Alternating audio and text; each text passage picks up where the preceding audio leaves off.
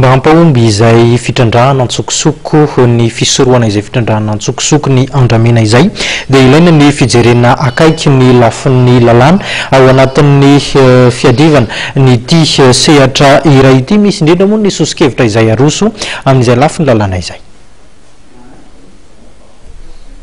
Ny professeur Honoré Rakotomanana dia nanamafy ny tokony hijerena mpitsopitsy ny momba ny lalàna mifandraika amin'ny ady amin'ny andramena. Ankoatra ny fijerena ny lalàna mifanohitra samihafa dia heveriny fa zava-dehibe ihany koa ny fanamafisana ny ady amin'ny kolikoly. Ka iny a dia efa mandro-kevitra ary zareo moa zany efa ny secrétaire général ministère de la justice mitomby ihany kokoa satria koa misy tio zany ady ataontsika amin'ny momba ny kolikoly satria io amin'ilay hoe bonne gouvernance zany ady amin'ny kolikoly zany état de droit satria mbola zato zany hoe tantandrano ady amin'ny kolikoly zany zany dia tsy maintsy hoe zao zany ny atao hoe rafitra tsara zany amin'ny fisarana dia atao ohatra ny rafitra reny hoe fisarana aderiko irisapireneny reny zany hoe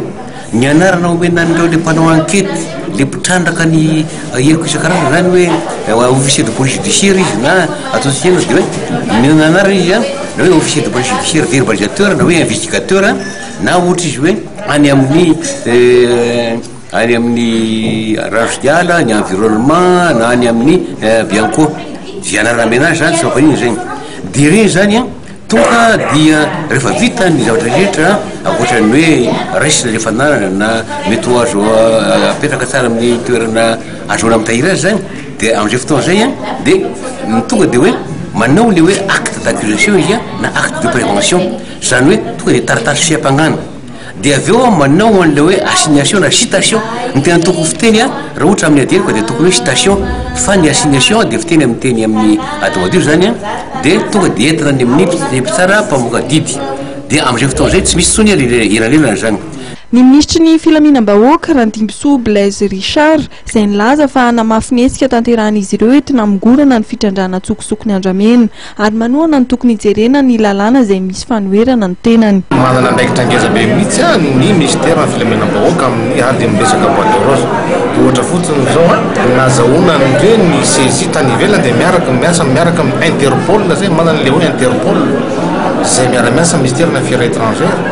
ary ny polisy eto toerana koa dia manao constat ny raha vao maheno feo hoe misy fanorana ohatran'izany dia mandeha sur terrain ary tonga dia milaza viatazany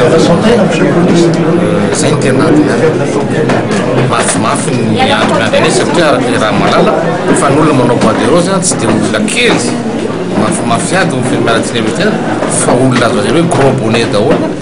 no tafiditra ao anatin'ny filière boîte de rose ary voalaza ny fanontaniana teo ary indrindra mahatonga le hoe cohérence na texte zay tokony hovaina amin'izay satria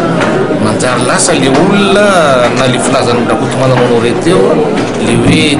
non dénonciation reny anie dia efa azo lazaina hoe ao anatin'ny infraction daholo reny ka amin'ity indray midoraka ty zany dia matoy ny ministre en personne no membre ao anatin'le comité ou le comité de pilotage daholo fa comité interministériel voalaza dia ny ministre mihitsy no chargé tokony andraikitra izy amin'ilay ady amin'le fanoranana boîte de rose ny publicité izy. Marina fa ny ministère filaminam-bahoaka dia anisan'ny mpikambana ao anatin'ny comité raisa ministère ao anatin'ny ady amin'ny andramena.